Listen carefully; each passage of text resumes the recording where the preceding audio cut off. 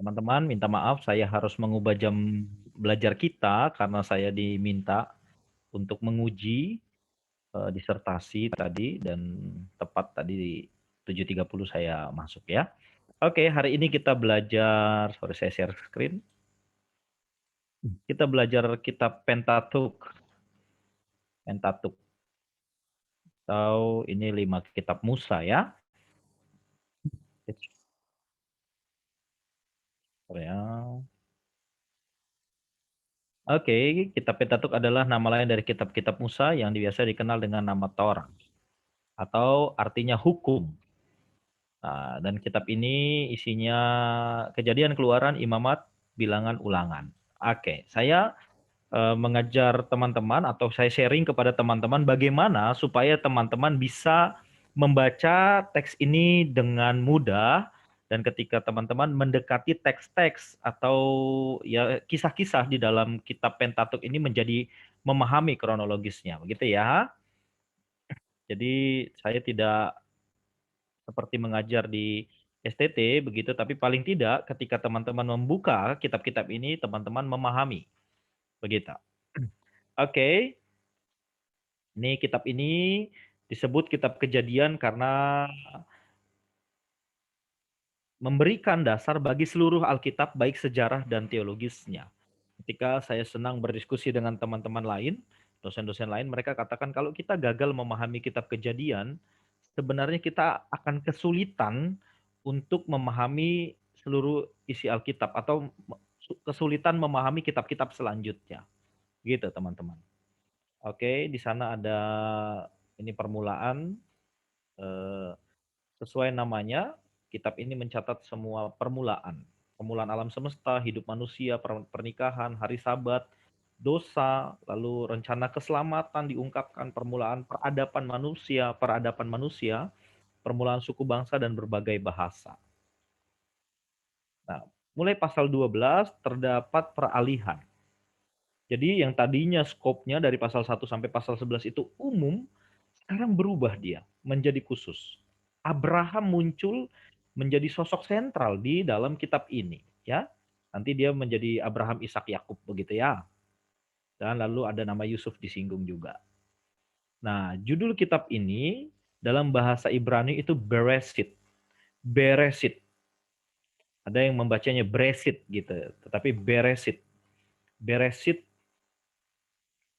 pada mulanya atau permulaan. Dalam bahasa Inggris itu Genesis, dalam bahasa Yunani Geneseos. Nah, di dalam bahasa Ibrani juga kitab ini disebut Toledot, yang berarti keturunan, generasi, atau riwayat. Sehingga kitab ini dapat dipahami sebagai kitab tentang asal-usul, sumber, generasi, atau keturunan, atau kelahiran. Jadi teman-teman memahami kitab ini dari judulnya langsung. Begitu teman-teman buka kitab Kejadian, langsung bahwa kitab ini mencatat tentang asal-usul atau permulaan, atau juga tentang sumber. Begitu ya. Paham ya teman-teman ya? Atau generasi, atau keturunan. Oke. Penulisnya Musa, teman-teman di sana dicatat bahwa dari internal merupakan satu kesatuan Pentateuch, lalu juga banyak saksi-saksi di dalam perjanjian lama mengungkap bahwa penulisnya adalah Musa. Nah, Musa dikenal sebagai penulis Pentateuch dengan gaya penulisan Mesir. Mengapa? Jangan pernah abaikan peristiwa Musa ada di Mesir. Musa ada di Mesir itu sebagai anak dari Firaun, putra Firaun begitu ya. Dia dianggap sebagai anak putri Firaun, lalu dia diangkat begitu ya. Dan dia dididik dengan pendidikan Mesir. Jadi kalau dipikirkan saudara-saudara, teman-teman sekalian, Musa itu sangat cerdas. Gitu ya. Karena ingat kemarin kita singgung, Mesir pada saat itu merupakan pusat peradaban dunia. Sudah hebat teknologi yang mereka miliki dan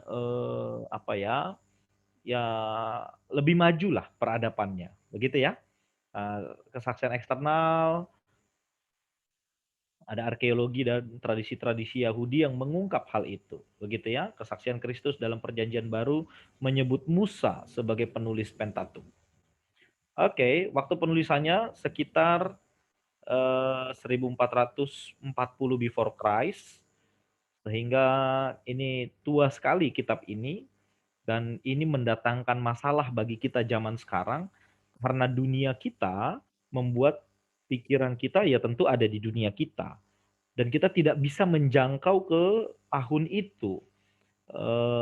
Situasi, kondisi baik geografis, kondisi alam, tumbuh-tumbuhan, kondisi manusia, kita tidak bisa jamah. Itu mendatangkan, masalah bagi kita, tetapi dengan itu pula, karena ada hal itu pula, maka kita, lebih lagi untuk menggali Alkitab, begitu ya. Sebentar saya matikan WA dulu ya, berisik sekali ini.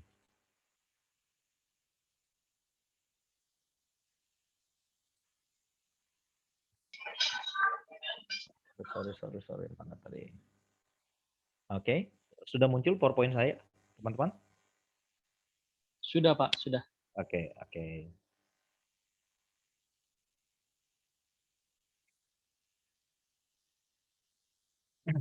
Nah, yang paling sering ditanyakan itu seperti ini, teman-teman. Kan Musa itu munculnya di kitab Keluaran ya, Pak ya? Keluaran pasal 1, pasal 2, pasal 3 Musa muncul begitu ya, pasal 3. Pasal 1 masih situasi umum dari kondisi orang Israel. Tetapi kenapa Musa bisa menulis kitab Kejadian? Kan gitu kan? Ingat kemarin kita membahas ada satu topik yaitu tradisi lisan, ya. Jangan pernah lupakan dan anggap remeh tradisi lisan yang biasa digunakan dipakai oleh orang-orang pada zaman itu. Mengapa? Karena dengan tradisi lisan, Musa menjadi memiliki data tentang orang-orang yang sebelum dia ada, sebelum Musa ada. Dan peristiwa-peristiwa itu tercatat begitu, sehingga Musa punya data. Dan ketika dia diminta untuk menuliskannya, dia mampu mengingatkannya seperti orang menceritakan kepada dia. Kira-kira begitu. Ya, oke. Nah, ini kata yang diulang-ulang ayat kunci itu Kejadian 1 ayat 1. Pada mulanya Allah berfirman gitu ya. Itu dalam bahasa Ibrani Bereshit bara Elohim. Lalu Kejadian 3 ayat 15 berkaitan dengan eh, bahwa janji akan keturunan perempuan itu akan menginjak kepala dari ular, begitu kan? Ini disebut Kejadian 3 ayat 15 disebut proto evangelium, berkaitan dengan janji akan hadirnya seorang yang melepaskan, yang meremukkan kepala ular, dan ini disebut Injil pertama di dalam Alkitab itu di dalam Kejadian 3 ayat 15. Gitu ya. Janji akan kehadiran Mesias, sederhananya begitu. Lalu ada di dalam Keluaran 12 ayat 1-3 itu berkaitan dengan pemanggilan Abraham, ya. Sorry. Kata kunci memperanakkan, seed, generasi dan awal. Berita atau pesan menyediakan perkenalan yang tepat kepada Yahweh, Allah orang Israel. Dia pencipta dan maha kuasa. Nah, maksudnya dengan membaca kitab Kejadian, kita menjadi memiliki gambaran tentang siapa Yahweh, Allahnya orang Israel itu. Kira-kira begitu, teman-teman. Ya. Lalu menyatakan penciptaan manusia menurut gambar dan rupa Allah, mengungkapkan kejatuhan manusia ke dalam dosa, menegaskan hukuman Allah terhadap kebobrokan moral manusia, dan menyatakan kedaulatan Allah melalui pemilihan Abraham dan keturunannya. Nah, tema-tema di dalam kitab itu ada Allah, ada manusia, Allah berkaitan dengan teokrasinya dan Allah dengan kedaulatannya yang penuh. Manusia sebagai sasaran anugerah Allah, lalu teokrasi sebagai dasar dari hubungan Israel selanjutnya dengan Allah, dan keselamatan yang digelar. Jadi walaupun itu kitab Kejadian, maka keselamatan juga sudah diungkap di sana. Tadi dari Kejadian 3 ayat 15, lalu bagaimana Allah mengikat perjanjian dengan manusia, di sana Abraham, dan dari keturunan Abraham lah Mesiaslah hadir. Begitu, saudara-saudara. Peristiwa besar yang dicatat di dalam kitab ini yang pertama penciptaan, lalu ada kejatuhan manusia, gitu ya. dan ada air bah, ya, Kejadian pasal 6. Lalu ada perserakan bangsa-bangsa di Menara Babel. Lalu ada tokoh-tokoh yang muncul di sana. Tokoh besarnya adalah Abraham, yang menjadi sentral pada akhirnya sebab Allah mengikat, dan Allah itu disebut sebagai Allah Abraham. Lalu ada Ishak anaknya yang menjadi kelanjutan dari perjanjian Allah dengan Abraham. Lalu ada Yakub, dan dari sinilah Israel, keluarlah nama Israel dan disebut sebagai 12 suku Israel. Lalu ada Yusuf di dalam kitab itu. Inilah tokoh-tokoh yang muncul di dalam kitab Kejadian. Tokoh-tokoh besar, walaupun ada tokoh-tokoh lain ya, seperti Ismail yang kemarin kita bicarakan, lalu ada Sarai, ada Hagar, dan lain sebagainya ya. Tetapi itu tidak menjadi penting dibanding tokoh-tokoh besar yang saya cantumkan. Ini garis besarnya. Pertama, penciptaan. Yang kedua, sebelum Bapa leluhur, perlunya umat perjanjian, dan lain sebagainya. Lalu ada para bapa leluhur di Palestina, penetapan umat perjanjian. Begitu ya. Sorry, ini ada yang salah. Sorry. Riwayat Ishak, riwayat Esau, dan kalau tidak salah ini riwayat Yakub. Jadi saya perbaiki, baru saya share ke teman-teman ya. Atau riwayat Esau benar, baru dilanjutkan dengan riwayat Yakub ketika mereka hendak ke Mesir. Begitu, teman-teman. Oke. Ada yang mau bertanya dari kitab Kejadian? Kitab awal dari kitab di dalam Alkitab kita, silakan. Izin Pak dosen. Silakan. Jangan panggil Pak dosen, berat sekali rasanya ya. Mengemban tugas itu. Panggil Bang Mario Kak Mario boleh ya. Oh siap. Pester Izin aja, Bang pester. Mario. Boleh pester lah apalah. Biar kita lebih dekat ya. Saya pengen dekat sama Oh siap. teman-teman. Silakan. Izin Silakan. pester, mantap. Izin Oke, bertanya. silakan. Saya penasaran. Saya sebenarnya udah banyak diskusi ini sih waktu itu sama teman-teman juga terkait yang di Kejadian itu, yang kisah awal penciptaan. Oke. Pertanyaan ini muncul dari diskusi tentang banyaknya benua gitu. Banyaknya benua dengan berbagai macam ras, suku. Entah itu warna kulit, entah itu budaya, entah itu bagaimanalah. Kita kan banyak, ada yang kulit putih, ada yang kulit hitam, banyak. Nah, lalu bagaimana jikalau manusia itu kan di awalnya itu kan diciptakan Adam dan Hawa. Kalau misalnya secara logika, kalau diciptakan Adam dan Hawa seharusnya kalau misalnya nanti mereka yang bakal memperanakan keturunan-keturunan sampai sekarang, berarti harusnya sesuai ras Adam dan Hawa dong. Lalu bagaimana dengan kisah di Kejadian pasal 4 itu terkait Kain, yang Allah berkata sekali-sekali tidak, barang siapa yang membunuh Kain akan dibalaskan kepada 7 kali lipat. Siapa yang bakal membunuh Kain? Kan waktu itu baru ada Kain dan Habel. Oke, thank you bro. Sudah pertanyaannya? Bro Florentino, ada lagi, silakan ungkapkan lagi. Kalau nggak salah waktu itu ada yang berpendapat juga kalau misalnya ini berpendapat saja ya, Pastor, kalau misalnya Hawa itu, ada yang berpendapat Hawa itu bukan manusia kedua, melainkan sekelompok orang yang ada di bagian-bagian bumi yang lain yang diciptakan. Terima kasih, Pastor. Oke, thank you Bro Florentino. Wah, keren. Kayaknya berbau-bau Itali juga nih ya. Izin, nama panggilannya Rio, Pastor. Oh, ini anaknya Kak Maya jangan-jangan nih. Iya, betul. Wah, keren. Thank you bro. Gini bro, yang tidak kita pahami, yang tidak kita miliki adalah data antara pasal pertama, data berkaitan waktu. Pasal pertama ke pasal kedua itu berapa lama? Ke pasal ketiga itu berapa lama? Lalu masuk ke pasal keempat itu berapa lama waktunya?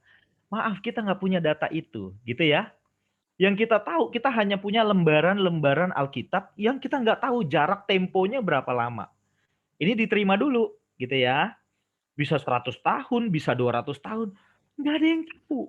Itu yang jadi persoalan. Gitu ya. Atau mungkin hanya 50 tahun. Gitu. Lalu siapa manusia yang akan yang ditakuti oleh siapa tadi? Lupa saya. Kain, Pastor. Kain. ditakuti oleh Kain, itu adalah manusia-manusia lain dari keturunan Adam dan Hawa. Bisa? Dari mana mereka muncul? Ingat, waktunya kita tidak tahu berapa lama, tetapi mereka kawin-mawin. Loh, kan mereka cuma punya 3 orang anak, lalu mereka baru berdua, berarti cuma ada 5 manusia, begitu ya? Maaf, ini harus saya ungkapkan, mereka incest, mereka saling kawin-mawin. Loh kan nggak boleh. Itu aturannya baru sekarang, baru di dunia modern incest itu dilarang. Begitu ya, pada zaman itu nggak ada aturan incest. Dan tempo waktunya berapa lama? Ya ini yang kita nggak tahu, bisa 150 tahun, 100 tahun, dan percepatan pertumbuhan manusia begitu cepat pada saat itu. Begitu Bro Rio. Nah, kalau ada yang bilang Hawa itu kumpulan manusia di belahan bumi yang lain, saya tidak sependapat. Mengapa? Ayo saya ajak ke pola pikir penerima pertama kitab ini. Siapa penerima pertama kitab ini? Musa penulisnya, penerima pertamanya adalah orang Israel yang notabene-nya adalah sekumpulan budak, begitu ya? Lalu untuk apa diungkap peristiwa penciptaan? Untuk apa diungkap peristiwa ada penciptaan manusia? Untuk apa diungkap ada peristiwa kejatuhan manusia? Ini sangat penting bagi orang Israel. Pentingnya di mana? Ketika diungkap bahwa ada Allah yang menciptakan langit dan bumi dengan struktur yang begitu rapi dan indah, dengan kalimat penutupnya sungguh amat baik, maka Musa ingin memperkenalkan Allah kepada orang Israel, sekaligus mau memberitahu kepada mereka bahwa kamu itu keturunan Allah itu. Begitu, Bro. Sehingga menjadi tidak penting ada manusia-manusia yang kita percakapkan dari pertanyaanmu ini. Siapa yang ditakuti oleh Kain? Menjadi tidak penting bagi mereka, tetapi yang ingin diungkapkan oleh si penulis kepada penerima kitab pertamanya adalah dampak dari kejatuhan manusia ke dalam dosa. Bahwa Kain menjadi takut mengarungi dunia ini karena dia takut kehilangan nyawa. Berkaitan dengan dosa yang dia lakukan menghabisi nyawa. Gitu ya. Nah, jadi memang kalau kita belajar Alkitab harus rela gitu ya. Dalam arti kita perhatikan dulu ini kitab untuk siapa sih? Apa sih tujuannya Musa nulisin kitab ini kepada orang Israel? Nah, kita rela dulu buka pikiran kita. Kenapa pertanyaan-pertanyaan seperti Bro Rio katakan itu muncul? Karena mereka nggak mau nyemplung dulu ke dasarnya ini. Sehingga mereka memahami kitab itu dari dunianya yang sekarang. Gitu. Walaupun pertanyaan itu nggak salah juga dan itu baik gitu. Tetapi kita harus pertimbangkan jarak antara waktu yang tidak jarak antara pasal per pasal, kita nggak punya rentang waktu yang tepatnya. Kan enak ya kalau ada rentang waktu tepatnya ya. Dari kejadian pasal 1 ke pasal 2 itu kurang lebih 10 tahun. Kejadian 2 ke pasal 3 sampai kejatuhan itu 50 tahun. Kita enak gitu. Masalahnya kita nggak punya. Sama sekali. Begitu, Bro. Siap, terima kasih Pastor. Jadi kalau ada orang nanya, itu manusia siapa? Keturunan Adam. Loh kok bisa? Mereka incest. Loh, incest kan dosa. Dosa itu ketika ada larangan. Masalahnya belum ada larangan. Belum ada aturan main berkaitan dengan manusia beranak pinak. Begitu. Berketurunan. Mengerti ya teman-teman ya?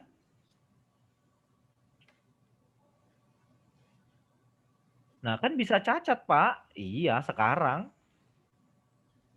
Pada zaman itu manusia masih kondisi alam kan tidak seperti sekarang. Begitu ya. Pada faktanya manusia ya kita tidak punya data apakah cacat atau tidak begitu ya. Tetapi untuk menggambarkan bahwa itulah efek dari dosa. Begitu teman-teman. Siap, Ya. berarti kalau dituliskan di kejadian itu cuma Kain, Set, dan Enos, memang itu yang diakui sebagai anak Allah dong di kejadian pasal 6 itu. Anak Allah di sana di kejadian pasal 6 disebut anak Allah di sana bahwa ada orang-orang yang hatinya masih mencari Allah. Sedangkan disebut anak-anak manusia gitu ya. Ada anak-anak Allah, ada anak-anak manusia, itu orang-orang yang kelakuannya menjadi bejat. Begitu. Membedakannya sederhana. Tetapi untuk memberi pengertian kepada penerima pertamanya, maka si penulis memberikan pembedaan yang tajam. Anak-anak Allah, anak-anak manusia. Gitu ya. Apa anak-anak Allah? Ya, ternyata di antara orang-orang yang sudah jatuh dalam dosa, moralnya menjadi bobrok dan jahat, ada orang-orang yang masih mencari Allah. Salah satunya diungkapkan di sana adalah Henokh. Begitu ya? Ada. Gitu. Ya. Lalu kalau teman-teman ungkap lagi di kitab Kejadian itu ada raksasa-raksasa ya. Itu bukan raksasa seperti yang kita bayangkan sekarang, orang-orang besar gitu, bukan, bukan. Tetapi orang-orang besar, orang-orang terkemuka pada zaman itu. Yang punya kedudukan, yang terhormat. Maka untuk menggambarkan itu, si penulis mengungkapkan raksasa. Begitu ya. Oke, kira-kira itu penjelasan saya. Semoga teman-teman bisa memahaminya. Siap, terima Ya. kasih, Pastor. Oke, jadi saya berpikir ini kelas ini sangat baik supaya teman-teman bisa menambah pengetahuannya dan kalau minta sama mentornya, sama ketuanya atau pimpinan teman-teman, minta dilanjutkan gitu ke tafsir, ke apa gitu. Atau sekalian teman-teman belajar di STT Ekumene ya. Oke, melawan ilmiah dong Pak. Pada saat itu enggak ada. Kamu kamu membahasakan ilmiah itu kan baru muncul sekarang ya. Siapa ini? Junita gitu. Pada saat itu enggak.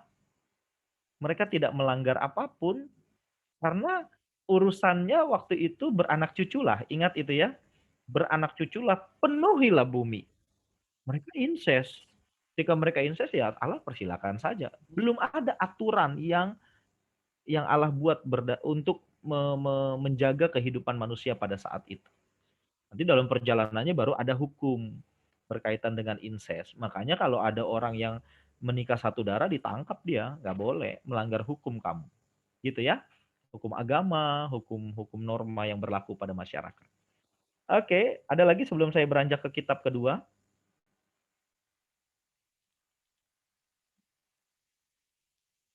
Apakah Kain memiliki keturunan? Waduh, saya tidak bisa jawab ini. Saya tidak bisa jawab. Saya belum dapat datanya. Ya, bisa iya, tetapi Alkitab tidak menuliskannya. Begitu. Oke.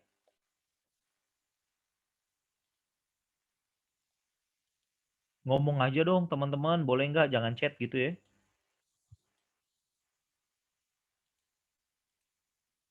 4 menit lagi ya Kak? Ah, Lisa, 4 menit lagi maksudnya apa nih, istirahat? Oh, menuju tanya jawab. Oke, sebentar saya selesaikan dulu.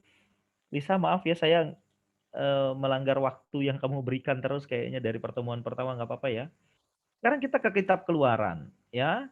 Kita ke kitab Keluaran. Nah, kalau tadi itu kitab pertama di dalam Alkitab kita, kita masuk ke kitab kedua yaitu kitab Keluaran yang sepenuhnya mencatat tentang situasi orang Israel di dalam tanah Mesir dan upaya mengeluarkan mereka, begitu ya. Nah, dalam bahasa Ibrani artinya WL Shemot, artinya inilah nama-nama. Ini hanya ada di Alkitab bahasa Ibrani ya. Menunjukkan bahwa kitab ini merupakan kelanjutan dari kitab Kejadian. Kata dan ini juga ini WL Shemot. Kata ini hanya ada di Alkitab bahasa Ibrani. Alkitab bahasa Indonesia kita tidak memuat kata dan. Yang menunjukkan bahwa kitab ini berkesinambungan, kelanjutan dari kitab Kejadian. Lalu dalam bahasa Yunani itu Exodus, yang berarti keluar, meninggalkan atau pergi keluar. Oke. Septuaginta menggambarkan kitab ini dengan peristiwa kunci di dalam Keluaran 19 di mana orang Israel keluar. Exodus diterjemahkan dengan kepergian, go gitu ya, pergi ya. Atau liber exodus, itu dalam bahasa Latin. Pengertian ini sesuai dengan tema penebusan dari kitab Keluaran. Karena penebusan itu dilaksanakan atau digenapi melalui kematian. Kematian apa? Di dalam kitab Keluaran yang pertama ada kematian anak sulung. Gitu kan?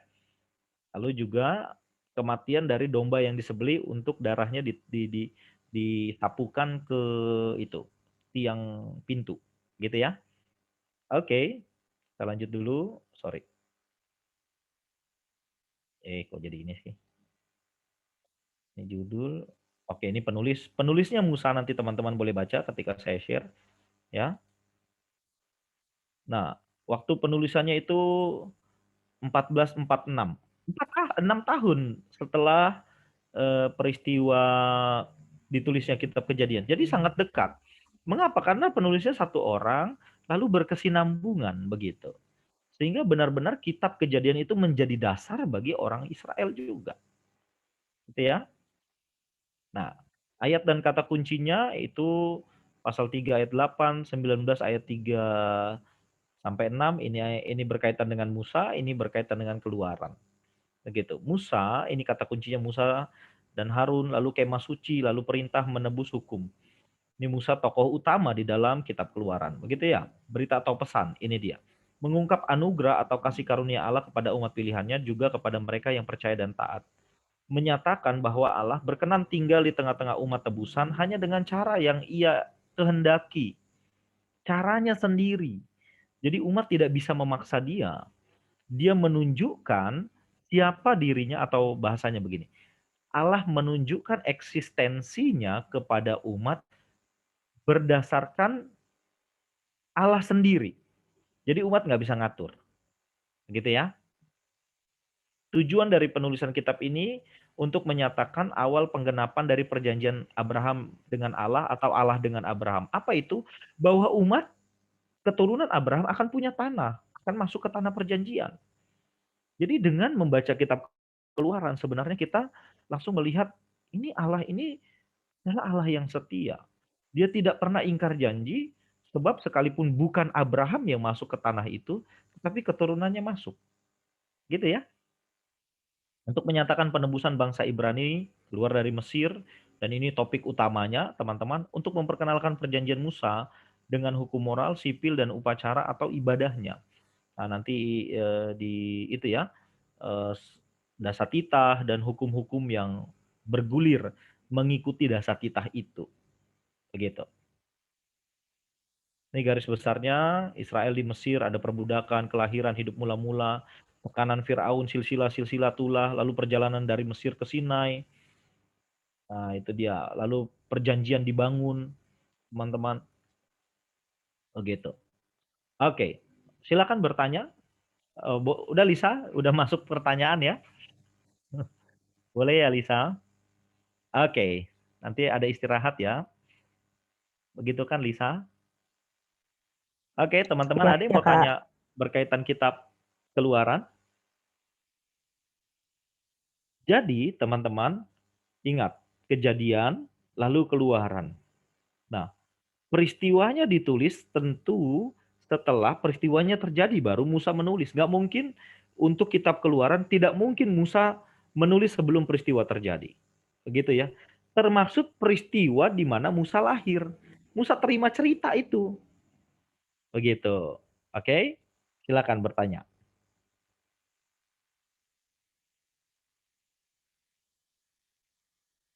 Tidak ada? Hari ini berapa orang yang ikut kelas kita nih?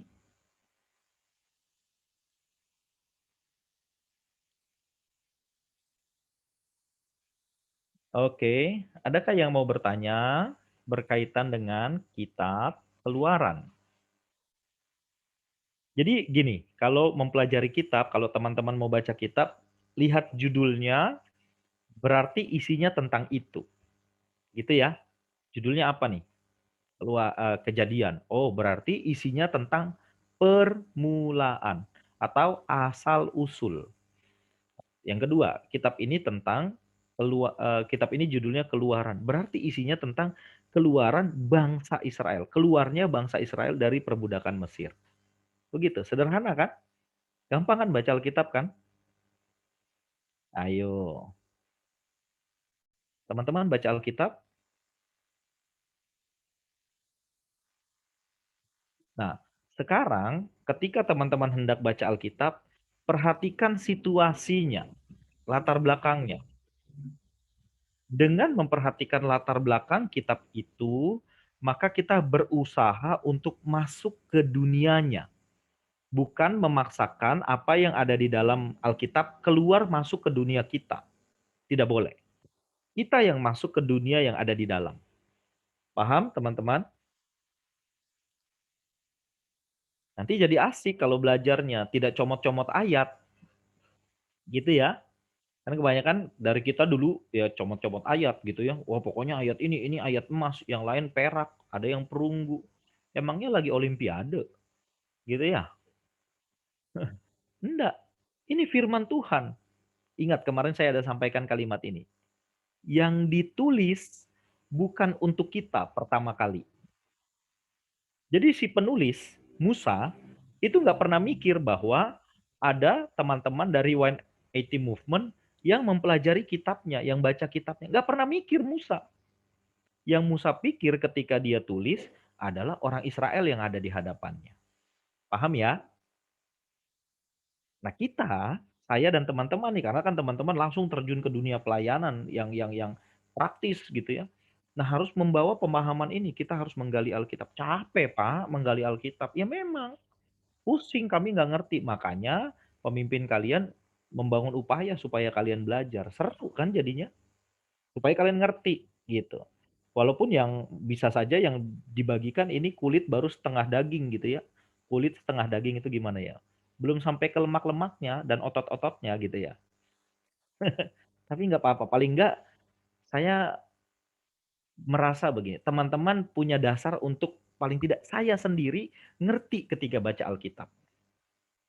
Gitu. Teman-teman maksudnya. Teman-teman ngerti ketika baca Alkitabnya. Maaf, saya suka iri sama teman-teman Muslim. Kenapa? Ya saya nggak tahu entah mereka ngerti atau enggak gitu ya. Tapi dulu di TV itu entah di TPI atau di mana gitu, ada acara dai cilik. Usia 7 tahun udah berdakwah. Itu keren bener gitu. Sedangkan anak sekolah minggu kita suruh ngomong aja nangis dia ngadu sama mamanya ya. Ah gitu ya. Susah. Ini 7, 8 tahun, 10 tahun udah berdakwah. Khotbah, hebat. Itu kan berdasarkan pada pemahaman dia pada Alkitab, pada kitabnya maksud saya, pada Alkitab lagi, pada kitabnya. Nah, kita harus memahami Alkitab kita. Oke, ada yang nanya? Saya kembalikan, Pastor izin bertanya. Sumber percaya manakah yang dapat digunakan untuk menggali latar belakang dari budaya di suatu kitab? Contohnya latar belakang dalam. Nah, karena yang ditanya kitab Roma, maka nanti waktu belajar PB ya ditanyain sama pengajarnya atau udah selesai. Ini Teya. Namanya Aletheia kah? Oke, sumber manakah? Nah, jadi ada buku-buku yang banyak ya. Buku-buku introduksi. Ada judul buku namanya Pengantar Perjanjian Baru. Itu khusus kitab-kitab Perjanjian Baru. Lalu PL Survei Perjanjian Lama. Itu kitab-kitab Perjanjian Lama. Nah, di sana diungkap latar belakangnya, situasi-situasinya. Kenapa? Kenapa si penulis kitab menuliskan kitab itu? Dalam situasi apa dalam situasi apa, kalau ini kitab Roma, jemaat pada saat itu, siapa penguasanya, kaisarnya pada saat itu, gitu ya. Jadi cari aja buku itu, kamu ketik aja di internet, survei perjanjian lama, atau sekarang survei survei kitab Roma. Nah gitu, cari yang penulisnya ya, belajarlah begitu. Boleh minta judul bukunya khusus perjanjian lama, survei perjanjian lama. Itu terbitan Gandumas. Atau kalau Teya mau beli yang murah itu ada 2 buku langsung perjanjian lama perjanjian baru, itu Unlocking Bible. Membuka isi Alkitab terbitannya Immanuel. Toko buku Immanuel tahu yang diproklamasi? Itu 225, 2 buku. Tebel-tebel begini tapi. Tapi itu cukup membantu kita. Nah, kalau teman-teman pas lagi tabungannya ada tuh, beli deh buku itu. Itu PLPB tuh, menarik baca buku itu ya. Unlocking Bible. Nanti kalau mau tanya-tanya lagi ya boleh chat saya lah gitu ya. Kan nomor saya ada ya. Tanya buku gitu. Tapi saya nggak jualan buku, teman-teman cari sendiri. Sekarang kan juga udah ada ya di itu ya di Tokped ada lah gitu. Survei Perjanjian Lama gitu ya, atau Survei Perjanjian Baru. Itu penerbitnya Gandumas. Ini Lisa direct message saya ke everyone aja deh. Nih judul bukunya ini. Survei PL. Survei PB. Ini dua buku ini terbitannya Gandumas. Ini toko bukunya ada di Malang, Gandumas. Atau Unlocking Bible, membuka isi Alkitab.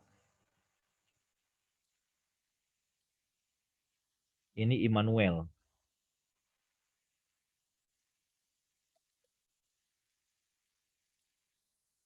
2 jilid, PLPB.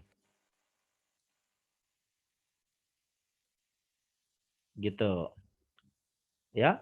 Atau ada yang satu-satu kitab, itu biasanya tafsir, tafsir PL. Itu ada sekalian tafsirnya, tapi dia berangkat dari introduksinya, dari pengantarnya.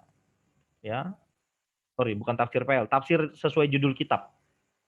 Ya, satu-satu kitab PB, kitab PL gitu satu-satu. Matius, Markus, Lukas, Yohanes gitu, kisah para rasul satu-satu. Nah, itu atau pengantar.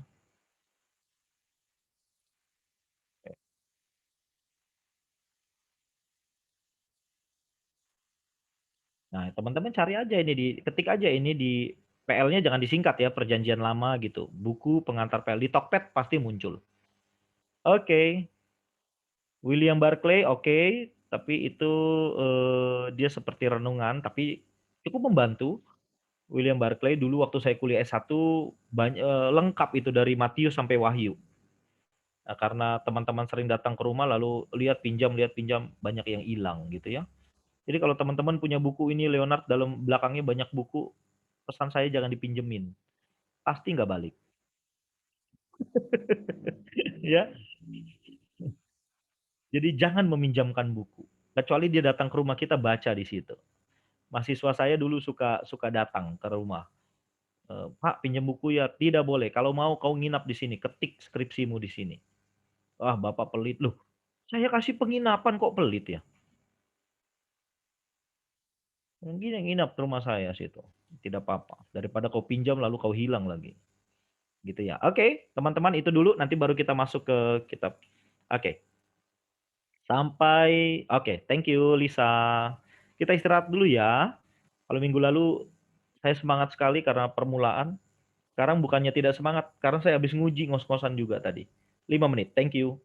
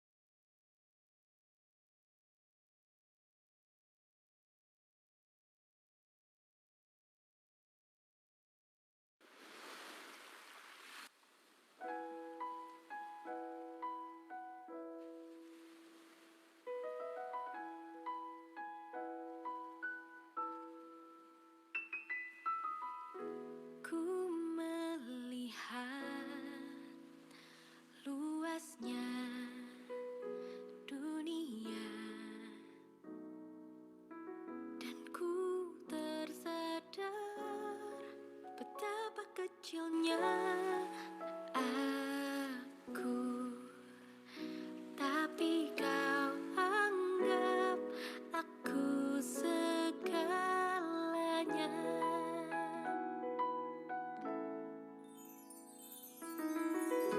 Ku melihat luasnya hatimu, dan ku terkagum akan indahnya kasih-Mu. Selalu kau anggap aku segalanya.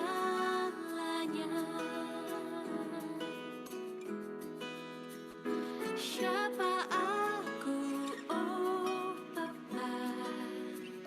Siapa aku, oh Tuhan? Kau memberikan kesempatan yang baru bagiku. Aku yang penuh celah, kau anggapku berharga. Tak akan ada yang mampu berikan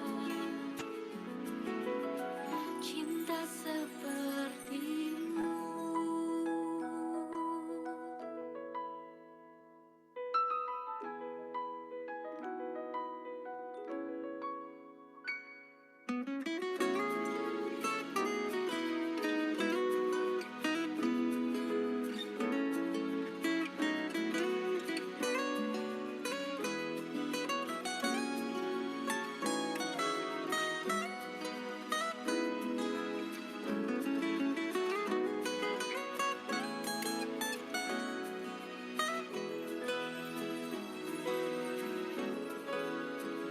Siapa aku, oh Bapa?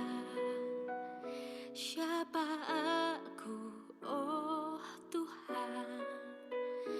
Kau memberikan kesempatan yang baru bagiku.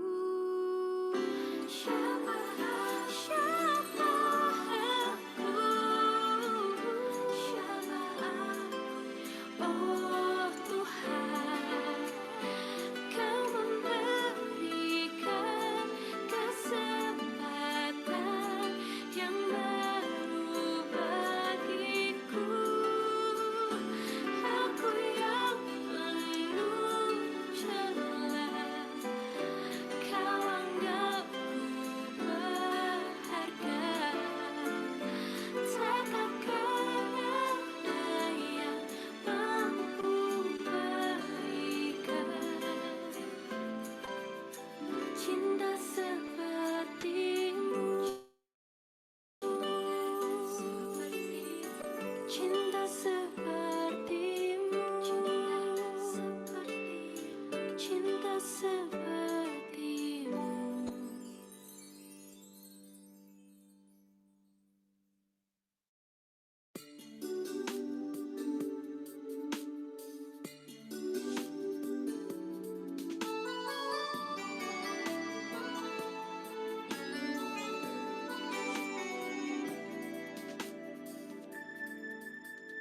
Hidupku sekarang ku persembahkan di hadapan-Mu, oh Yesus Tuhan.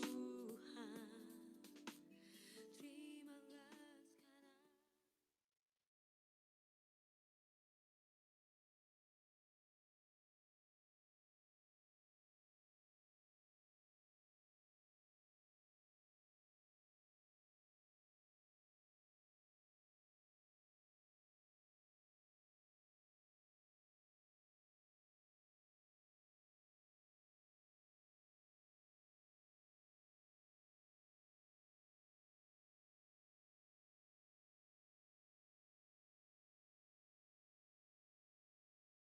Pak, maaf masih di unmute.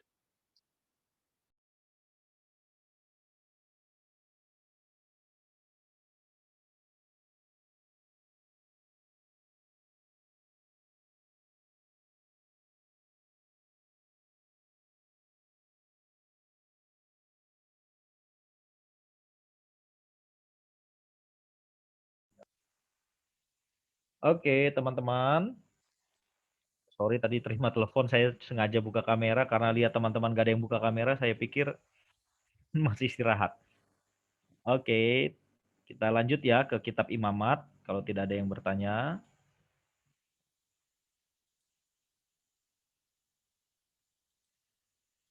Kitab Imamat.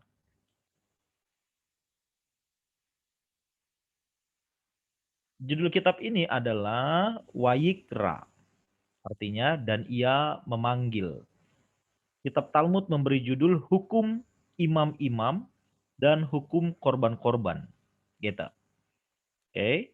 Dalam bahasa Yunani, Leutikon. Kitab yang berhubungan dengan orang Lewi. Pegang ini. Ya.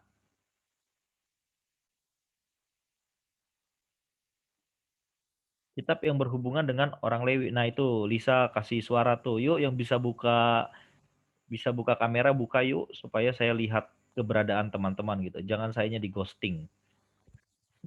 Oke. Lalu dalam bahasa Latin itu Leviticus. Judul ini dalam hubungannya dengan kitab dapat berarti sebagai buku penyembahan atau pendekatan. Dari judulnya, maka kitab ini isinya tentang apa? Ayo jawab saya. Tadi kitab Kejadian isinya tentang asal-usul, mula-mula, begitu kan, permulaan. Kitab Keluaran isinya tentang keluarnya orang Israel. Ini kitab Imamat isinya tentang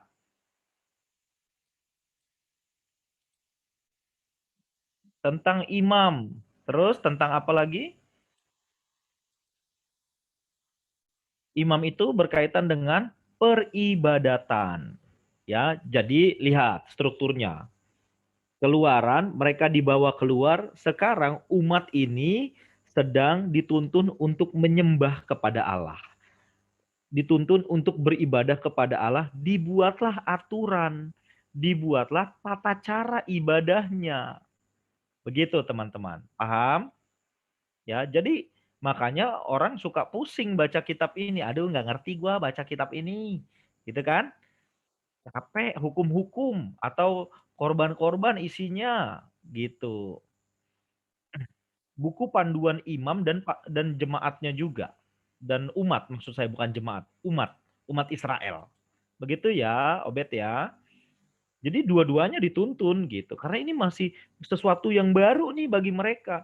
Musa tadinya sentral, lalu Musa memilih imam untuk menuntun mereka membawa kepada Allah. Begitu. Nah, peran Musa bagi orang Israel itu seperti nabi. Nabi berarti menjadi wakil Allah bicara kepada umat. Sedangkan peran imam itu mewakili umat untuk datang kepada Allah. Itu dia. Begitu ya. Jadi benar-benar Allah itu memberi anugerah kepada umat pilihan bahwa mereka boleh mendekat kepadaku, kepada Allah. Nah, tapi tata caranya dibuat. Isinya ada di kitab Imamat. Makanya maaf kalau ada seorang laki-laki yang spermanya keluar begitu ya, air maninya disebut di sana dalam kitab Imamat. Dia nggak boleh datang ibadah, dia harus disingkirkan gitu ya. Atau yang perempuan kalau kedapatan datang bulan haid juga nggak boleh datang ibadah. Gitu, harus tahir dulu, harus bersih dulu. Siapa yang menyatakan mereka tahir dan bersih? Imam. Gitu. Kalau ada yang buat dosa, buat pelanggaran kemarin kita bahas, mereka harus bawa korban. Dilihat kamu dosanya apa, korbanmu harusnya ini gitu, diatur semuanya. Baru kamu boleh datang beribadah kepada Allah. Gitu teman-teman. Oke, penulisnya adalah Musa, ini bisa dibaca saja ya. Apa ini pertanyaannya? Bagaimana imam memastikannya kalau ada yang tidak jujur? Minggu lalu sudah saya jawab. Imam memastikannya tidak. Mereka gimana ya? Saya melihat kalau mereka tidak jujur kepada imam, lalu mereka nekat datang kepada Allah, mereka mati. Begitu. Karena Allah adalah Allah yang menghanguskan. Begitu. Jadi penggambaran Allah di dalam perjanjian lama, mengapa orang begitu takut kepada Allah? Karena Allah itu Allah yang, maaf kata ini saya pakai, mematikan.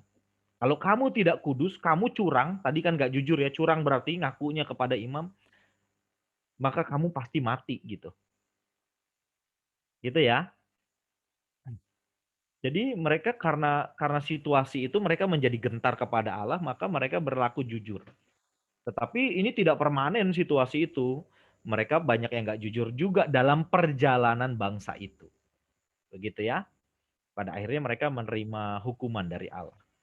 Untuk menunjukkan, ini tujuan kitab Imamat, untuk menunjukkan bagaimana caranya Allah menggenapi janjinya dari kitab Keluaran. Bagaimana caranya, teman-teman? Dari kitab Keluaran 25 ayat 22. Nah, Allah memberi informasi. Jadi benar-benar kitab Pentatuk ini menuntun langkah pertama dari umat itu. Mempersiapkan umat itu menjadi umat Allah. Begitu ya. Untuk mengajarkan orang Israel hidup kudus seperti yang Allah inginkan dari penyembah-penyembahnya. Siapa? Orang Israel. Allah mau kamu menjadi umat yang kudus. Kuduslah kamu sebab aku kudus. Gitu. Allah, bagaimana bahasa saya? Allah menetapkan standar kepada umat itu. Begitu teman-teman. Kan tadinya mereka sekumpulan budak nih. Mereka kan sekumpulan budak nih ya. Mereka sekumpulan budak, sekarang mereka menjadi umat Allah. Nah, karena dari sekumpulan budak menjadi umat Allah, sekarang kamu tunduk kepada Allah. Bagaimana caranya? Ini aturan mainnya saya berikan. Gitu teman-teman. Lalu untuk mengajarkan keimaman orang Lewi, khususnya sehubungan dengan tindakan yang benar dari jabatannya. Nah, imam itu punya aturan siapa yang boleh dilantik jadi imam. Nanti ada imam besar lagi. Ada yang nggak layak jadi imam. Itu aturannya ada, misalnya wajahnya berjerawat gitu, ada tompel begitu ya. Itu dicek, ada yang ngecek gitu. Ada yang lebih private lagi kalau teman-teman baca ya. Untuk memberikan ilustrasi nubuatan tentang juru selamat yang akan datang dari karyanya itu menunjuk kepada Yesus begitu ya. Tema utama kitab ini adalah kesucian, suci, kudus. Sorry. Umat harus menghampiri Allah yang suci berdasarkan korban dan perantaraan imam. Harus. Kalau enggak boleh datang. Kalau enggak kamu mati hangus gitu, terbakar. Begitu. Umat hanya bisa dapat bersekutu dengan Allah, bersekutu hidup dengan Allah yang suci atas dasar penyucian dan kepatuhan. Kamu taat, kamu dalam pimpinan Allah, gitu. Umat pilihan Allah harus menghampiri dia dalam kekudusan, gitu. Jadi standarnya adalah kudus, sama seperti Allah. Harus satu frekuensi dengan Allah. Nah, sebenarnya ini spirit ini kan dari perjanjian lama, perjanjian baru memakai ini, bahasa saya ya, meminjam ini menjadi standar. Kuduslah kamu sebab aku kudus di 1 Petrus diulang begitu. Sehingga yang disebut umat Allah adalah dia yang kudus. Begitu teman-teman, ya. Bedanya di dalam perjanjian lama pakai tataran hukum ditulis, pakai korban-korban begitu. Di dalam perjanjian baru korbannya adalah Yesus Kristus, Tuhan kita. Begitu kan? Oke, ini lihat.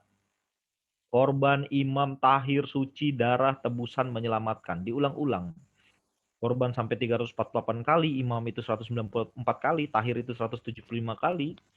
Jadi benar-benar topiknya, isi utama dari kitab itu berkaitan dengan pekerjaan imam. Begitu ya. Waktu penulisan 4639 before Christ. Oke. Oke. Hari Paskah berlangsung pada tanggal 14 bulan pertama, kemah suci didirikan 1 tahun kemudian pada tanggal 1 bulan pertama, tahun kedua setelah mereka keluar. Begitu ya. Bilangan dimulai pada tanggal 1 bulan kedua, tahun kedua. Oke. Nah, berita atau pesan utama dari kitab ini. Sorry. Oke. Allah itu suci. Ini yang paling menonjol dari kitab ini. Untuk menggambarkan kesucian Allah, maka barang siapa yang menghampiri Allah tanpa melalui korban yang dipersembahkan oleh imam sebagai perantara, maka mereka akan mati. Begitu. Kesuciannya itu mendatangkan kegentaran. Yang menghampiri Allah tanpa kesucian tewas. Wah, mereka takut sekali dengan Allah, gitu ya. Ini garis besarnya mendekati Allah yang kudus, ketetapan mengenai korban. Kalau kamu mau mendekati Allah yang kudus, ini yang harus kamu buat. Kurban, kurban, kurban, kurban, kurban. Gitu ya. Lalu ketetapan mengenai penahbisan imam, pengurapan Harun dan anak-anaknya, korban Harun, kematian Nadab dan Abihu. Ini bagian-bagiannya. Oke. Berbagai berkat perjanjian dan kutuk. Perjanjian Kofnan dan hukum Taurat di Sinai. Gitu ya. Lihat. Ketetapan mengenai hal-hal yang halal dan haram. Gitu. Makanan, kelahiran anak, penyakit kusta, penyakit kulit, cairan kotoran atau lelehan, gitu ya.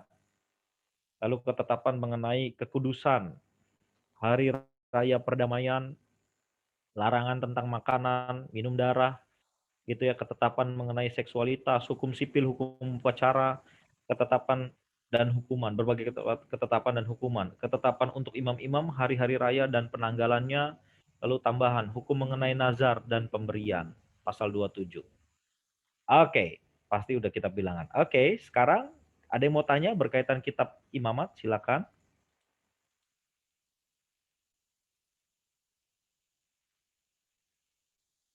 Relevansinya adalah sama-sama, ini standarnya sama-sama, barang siapa mau mendekati Allah adalah kudus.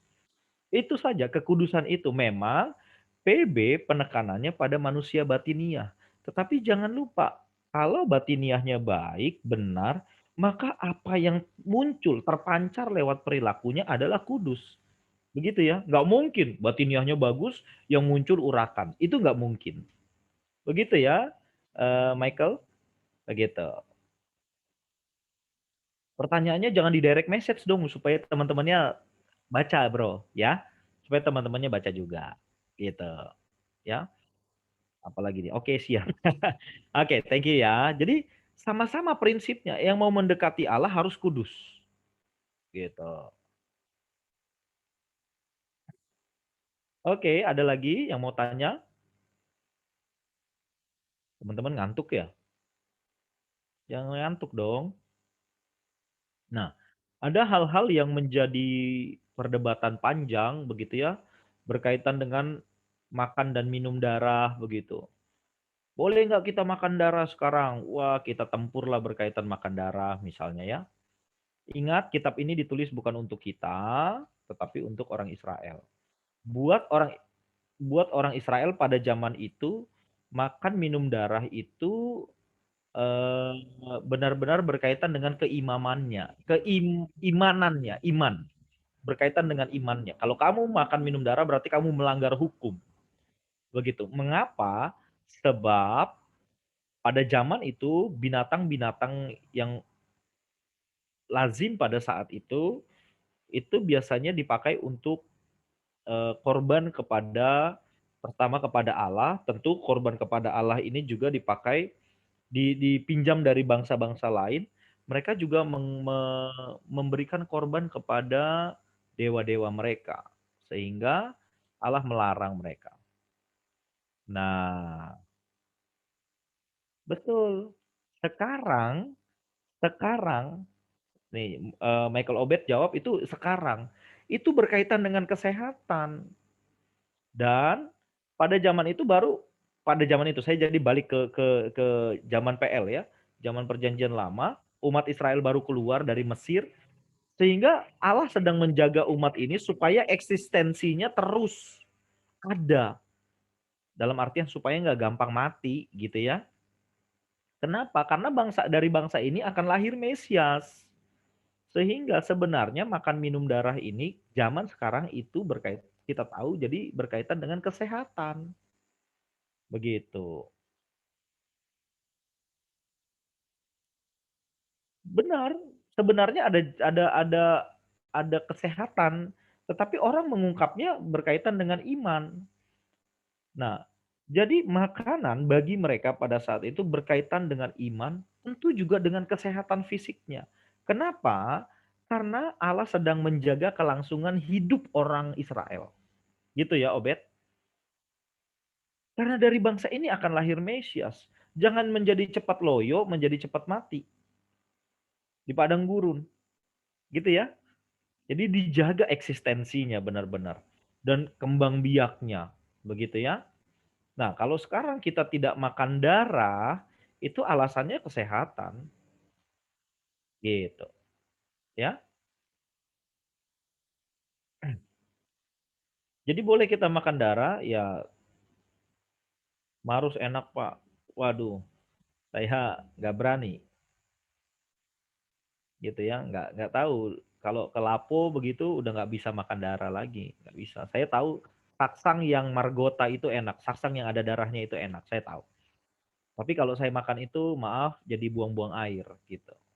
Nggak tahu karena doktrin dulu ya dari pendeta-pendeta dulu kasih taunya begitu, makan darah itu dosa haram segala macam. Padahal nggak ada yang haram kan, jika diterima dengan ucapan syukur gitu ya. Tapi karena itu udah melekat di hati dan pikiran saya, maka nggak bisa lagi makan itu. Gitu. Oke, kita pindah. Ingat ya, Keluaran keluar. Sekarang mereka yang keluar ini jadi umat Allah di padang gurun. Mereka diajar beribadah kepada Allah. Tadinya hatinya liar gitu ya, karena mereka dipaksa untuk menyembah dewa-dewa di Mesir, atau jangan-jangan mereka juga tidak bisa beribadah secara secara apa ya, secara normal begitu. Karena dalam kungkungan pemerintahan Mesir. Sekarang keluar dikasih tatanan peribadatan, tata cara ibadah, begitu. Inilah isinya kitab Imamat. Oke, saya lanjut ke Bilangan.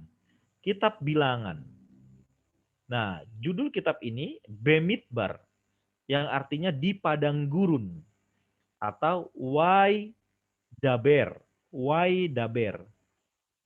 Ia berkata, dalam bahasa Yunani itu arithmoi, artinya bilangan.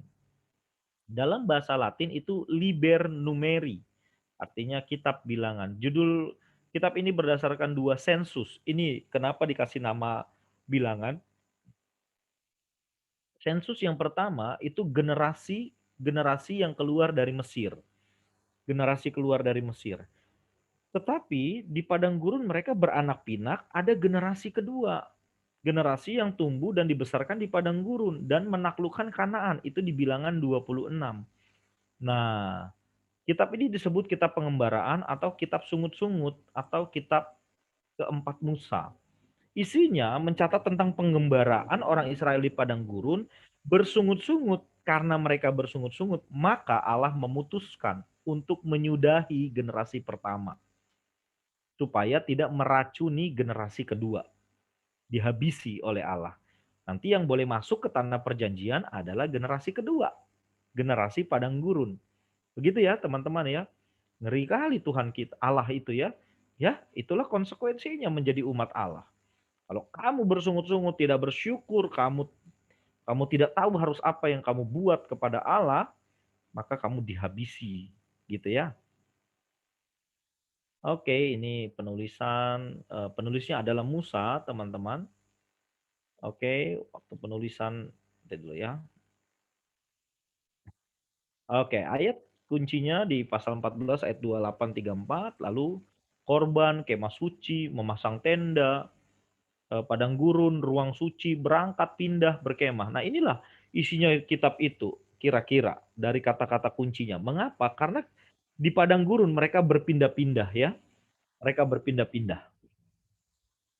Lalu ada kemah suci yang harus dibongkar pasang ketika awan tiang api bergerak, mereka harus ikut, ketika berhenti mereka harus ikut berhenti. Begitu. Tujuan dari kitab ini adalah untuk memberi catatan tentang masa selama 40 tahun orang Israel mengembara di padang gurun. Untuk mencatat 2 buah sensus yang tadi ya. dari dua generasi pada awal dan akhir dari masa 40 tahun tersebut. Jadi di padang gurun itu, tadi ya Bemidbar di padang gurun, itu ada kisah yang tragis bahwa orang-orang yang melihat 10 tulah di Mesir pada akhirnya tidak sampai kepada eh, tanah perjanjian. Nenek moyang mereka, orang-orang itu juga yang melihat bagaimana Allah membelah laut Kolsom. Tetapi mereka pada akhirnya bersungut-sungut tidak mempercayai Allah di dalam perjalanannya. Yang mereka sering serukan adalah, kenapa Allah ini membawa kita ke sini? Apakah kurang kuburan di Mesir? Itu selalu. Jadi mengeluarkan mereka dari Mesir itu mudah, tetapi ingat-ingatan mereka, memori mereka terhadap Mesir itu yang sulit dibuang. Begitu ya teman-teman ya. Jadi mereka selalu sulit move on begitu. Mereka selalu cinta Mesir, sekalipun mereka diperbudak nggak apa-apa. Yang penting di Mesir kami makan daging, begitu kan? Di Mesir kami makan roti, makanya Allah turunkan mana, begitu ya. Ketika mereka minta daging, Allah kasih burung puyuh. Mereka sampai minta ketumbar lah, apalah begitu ya. Sampai hal-hal begitu, mereka bersungut-sungut. Lalu ada peristiwa-peristiwa yang menarik di sana ketika mereka minta minum begitu ya. Musa diperintahkan untuk ngetok, tetapi Musa pukul begitu. Musa diperintahkan untuk ngomong, Musa ketuk. Jadi Musa tidak ikut instruksi Tuhan. Yang membuat pada akhirnya Musa tidak masuk ke tanah perjanjian. Begitu teman-teman. Oke. Berita atau pesan umat Allah diselamatkan dengan maksud untuk melayaninya. Jadi kamu dibawa keluar dari Mesir supaya kamu menjadi umat Allah, beribadah kepada Allah, melayani Allah, menjadi saksi Allah. Gitu. Bila mana umat tidak masuk ke tempat perhentian tanah Kanaan seperti yang dijanjikan oleh Allah, itu karena kesalahan umat, bukan kesalahan Allah. Karena ketidaktaatan umat kepada Allah. Begitu. Nah ini yang tidak mengenakan. Allah akan selalu membangkitkan satu generasi yang percaya kepada Dia untuk mewarisi janji-janjinya. Jadi kita nggak bisa kepedean sebenarnya dari belajar kitab ini, kita nggak bisa kepedean. Oh aku sudah selamat, aku sudah dipilih Allah. Enak aja kamu. Kalau kamu tidak melayani tujuan-tujuan Allah, maka sebenarnya kamu bukan umat Allah. Begitu. Oke. Ini garis besar kitab itu, berbagai persiapan untuk berangkat dari Sinai, perhitungan dan perorganisasian suku-suku, peraturan-peraturan khusus, persembahan suku-suku untuk kemah suci, pengudusan orang Lewi, lalu ada Paskat yang Awan yang memimpin, Nafiri perak gitu ya. Dari Sinai ke Kadesi. Nah ini ada pengaturan iring-iringan suku, persungutan, kerusuhan. Wah ini mereka menentang Musa ya. Allah menyediakan makanan. Pada akhirnya Harun dan Miriam membangkang. 12 pengintai diutus. Gitu. Nanti 10 balik, 12-12-nya balik, yang 2 membawa kabar baik, yang 10 bawa kabar busuk, begitu ya. Pemberontakan Korah dan beberapa orang lain yang pada akhirnya mereka masuk ke dalam tanah. Tugas para imam dan Lewi, upacara pentahiran orang yang najis, kematian Miriam dan dosa Musa. Begitu. Dari Kadesi Barnea sampai dataran Moab. Ini dia. Oke. Ada yang mau ditanyakan sebelum kita masuk ke kitab terakhir, teman-teman? Silakan. Bertanyalah sebelum bertanya itu dilarang.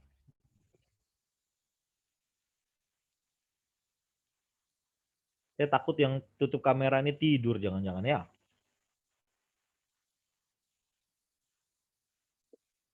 Oke. Saya lanjut dulu deh, nanti baru kita di sesi tanya jawab saya ikutin aturan mainnya Lisa kalau begitu ya Lisa.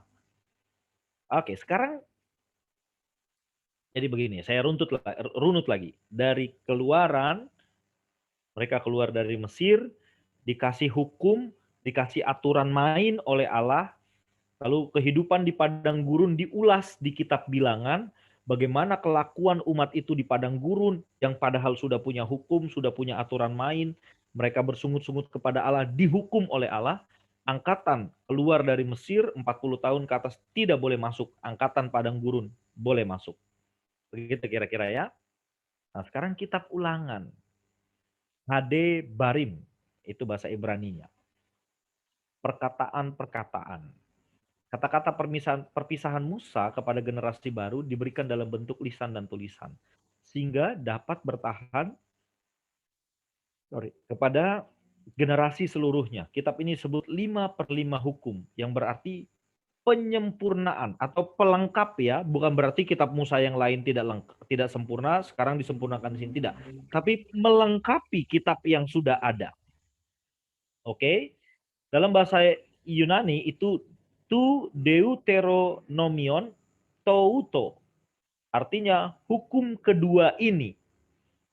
Dalam bahasa Inggris Deuteronomy yang berasal dari judul bahasa Yunani, kitab ini baik juga disebut kitab peringatan.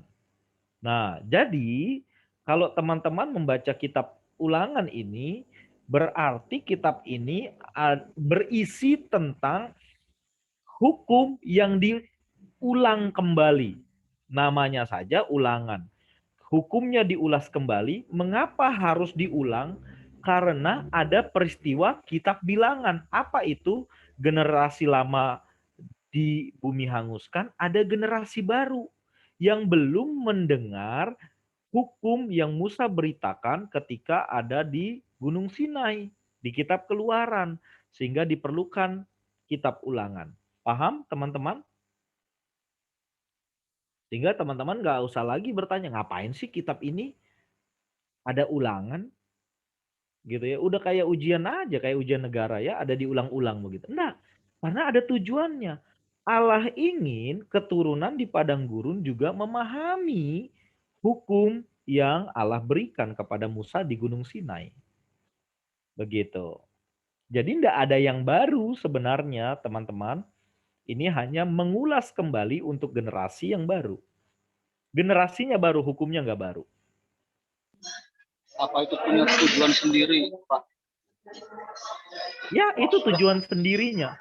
Supaya Dia umat sebelumnya belum punya hukum atau sebelumnya belum mengerti hukum yang sudah ada sebelumnya. tepatnya mereka belum mendengar hukum sebelumnya. Karena kan hukum pertama diberikan di Gunung Sinai, di kitab Keluaran. Nah, sedangkan peristiwa ini ditulis, sedangkan peristiwa selanjutnya generasi yang kedua itu lahir di padang gurun setelah peristiwa Sinai. Gitu ya. Jadi mereka belum pernah mendengar hukum Musa yang pertama. Sehingga harus diulang kembali, diulas kembali supaya mereka mendengar hukum. Mereka tidak boleh bilang, saya tidak mendengar hukum, kami nggak punya hukum. Loh, ini ada kitab Ulangan, diulang. Generasinya baru, hukumnya sama. Paham ya? Tadi siapa yang nanya tuh? Ya bro ya?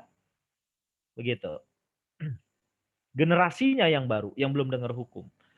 Hal ini sebenarnya menjadi petunjuk bagi kita, si pembaca kitab itu, bahwa Allah sangat ingin umatnya itu memahami hukum yang dia berikan dengan baik. Sehingga nanti umat ini menjadi pemelihara hukum. Begitu. Ya. Dengan memahami ini, saya berharap teman-teman jadi menyukai membaca kitab Pentatuk. Jangan kehabisan, ini kayak ada yang pernah kenal ini sama si Behle ini, senyum-senyum siapa itu ya.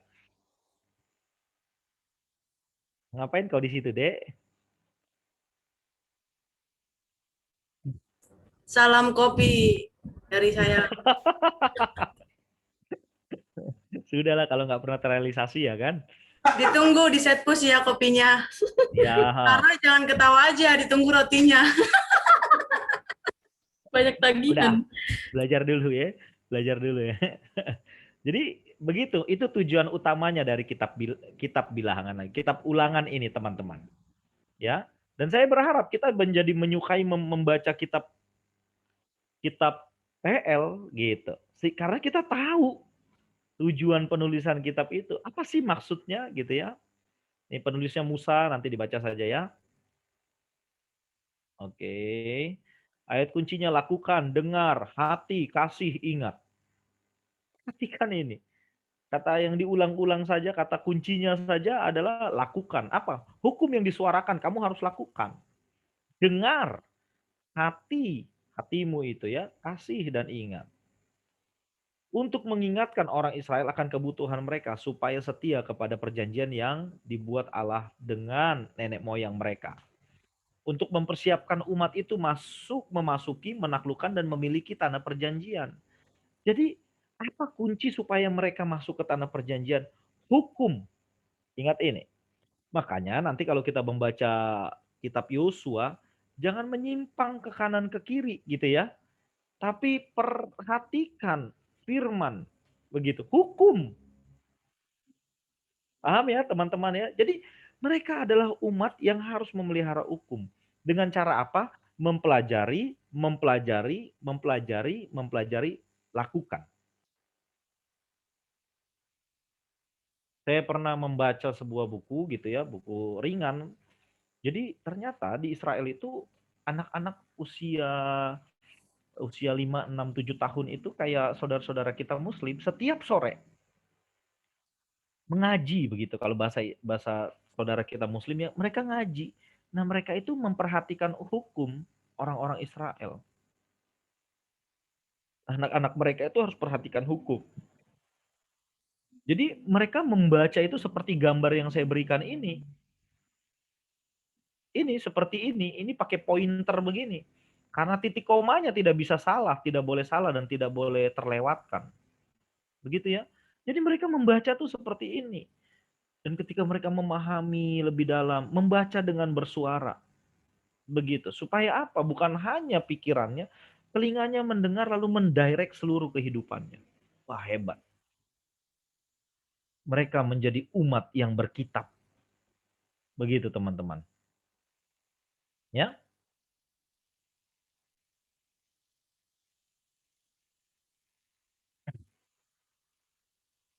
Nah, ini berita atau pesan kasih kepada Allah adalah motivasi yang benar untuk mentaati hukum-hukumnya.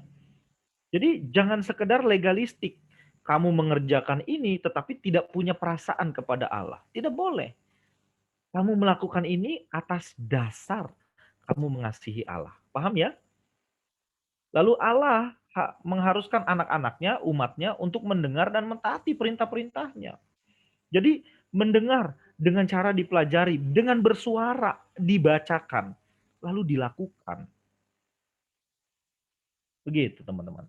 Mereka yang menaati akan diberkati, tetapi mereka yang tidak menaati akan dikutuk.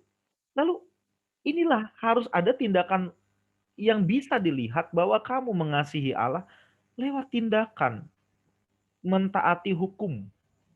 Begitu. Nah yang konyol orang Kristen sekarang merasa tidak punya hukum. Lalu merasa sudah diselamatkan, suka-suka hidup. Itu menjadi ajaib. Menjadi orang Kristen yang liar. Lalu yang penting saya sudah punya kapling di sorga ya. Gimana kisahnya begitu?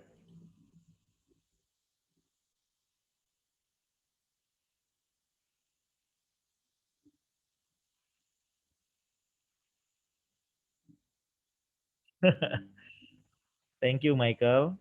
Ya. Jadi bagaimana? Realisasinya bagaimana? Oke, Yahudi 7 waktu, Muslim 5 waktu.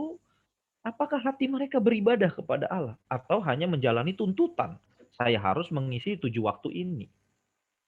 Kalau hanya itu yang dilakukan, tidak ada kasih kepada Allah. Gitu ya.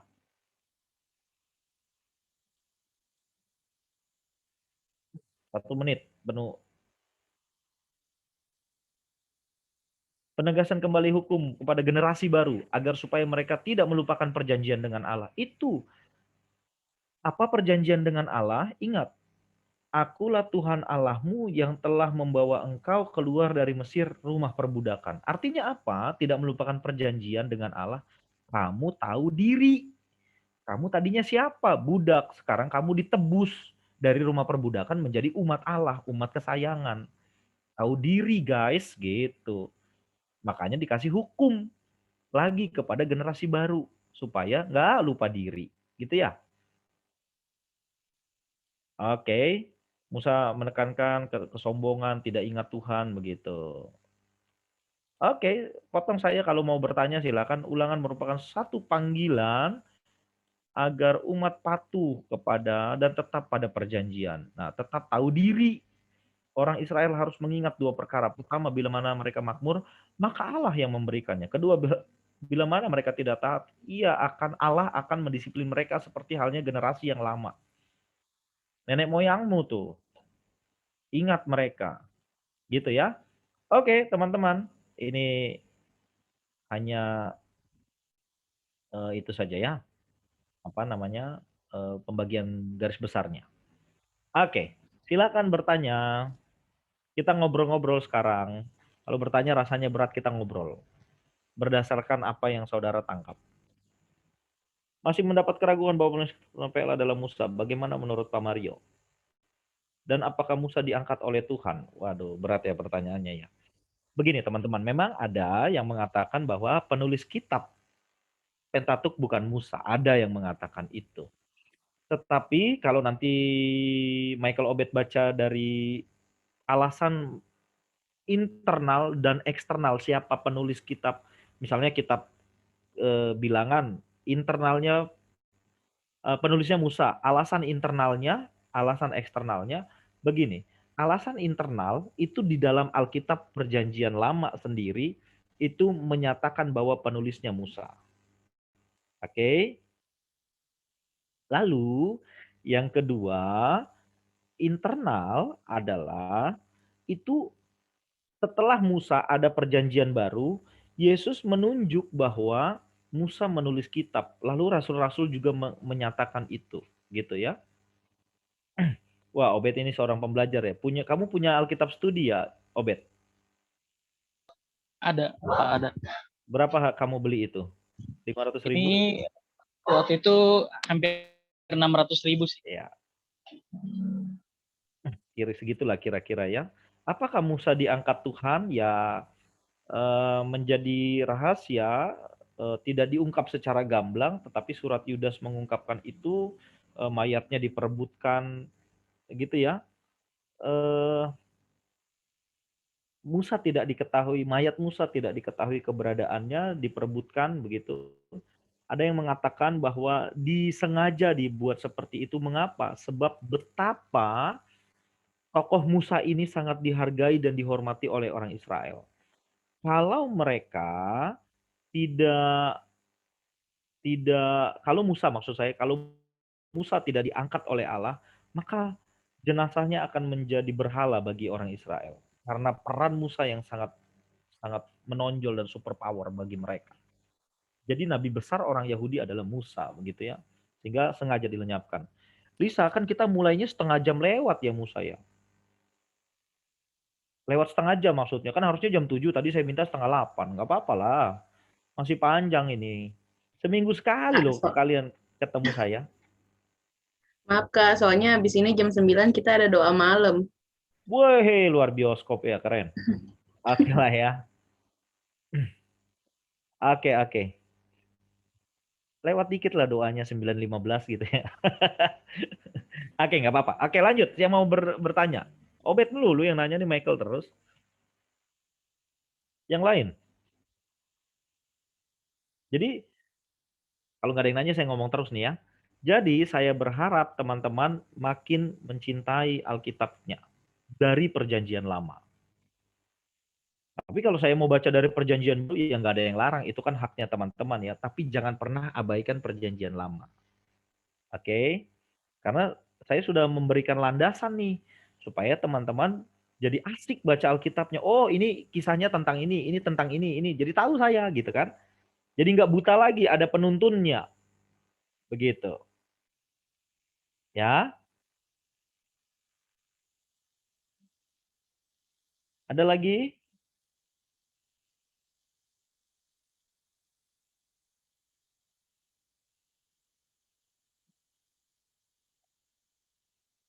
Membisu semuanya.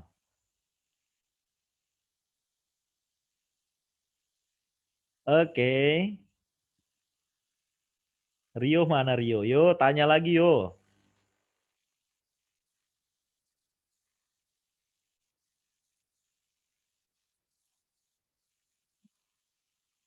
Jangan-jangan Rio hilang lagi.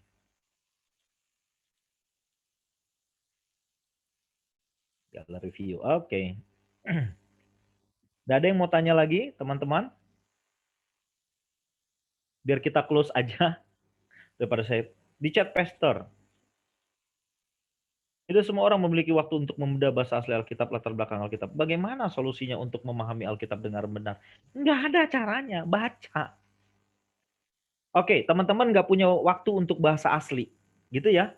Tapi kan bisa dong lihat latar belakang. Teman-teman punya handphone semua, ketik di sini, dapat datanya. Percayalah. Ya, jadi nggak ada solusi selain belajar. Karena tadi orang Israel disuruh baca, baca, baca, baca, lakukan. Baca, baca, baca, lakukan. Wah, ternyata pertanyaan Michael ini untuk memberikan kita sebuah bara di dalam diri kita ya. Jadi begitu, baca, baca, baca, lakukan. Nah yang ajaib kita suka bercakap-cakap tentang Tuhan, berdebat bahkan, tapi nggak pernah baca Alkitabnya. Itu ajaib menurut saya. Ya pokoknya kan kata pendeta gua. Jangan dong. Baca, mendatangkan pengertian. Saya meyakini teman-teman, kalau teman-teman membaca, lalu baca latar belakangnya, tahu aja, itu memberikan wisdom. Memberikan wisdom di dalam diri kita. Nanti kita belajar Amsal secara singkat, karena waktu saya singkat-singkat juga ya kepada teman-teman. Ketika kita membaca Alkitab, itu menghadirkan wisdom. Nah, Amsal itu mencatat wisdom harian. Hikmat harian. Begitu. Bagaimana kita mau punya hikmat harian nggak pernah baca Alkitab? Yang penting aku berdoa. Nggak ada yang salah dengan doa ya. Tapi baca Alkitab juga harus. Oke, saya sudah diingatkan lagi sama Michael. Kita tutup doa ya. Oke, teman-teman, saya berharap teman-teman baca Alkitab baik-baik. Minggu depan kita belajar lagi. Kita berdoa. Bapa dalam surga, kami bersyukur kami punya waktu untuk belajar firman-Mu. Kami mohon Roh Kudus cerahi hati dan pikiran kami, memberikan kami hikmat dan pengertian, mendatangkan hikmat untuk kami hidup dalam keseharian kami. Ajari kami lebih lagi, sehingga kami semakin menghormati-Mu. Di dalam nama Tuhan Yesus kami berdoa. Amin.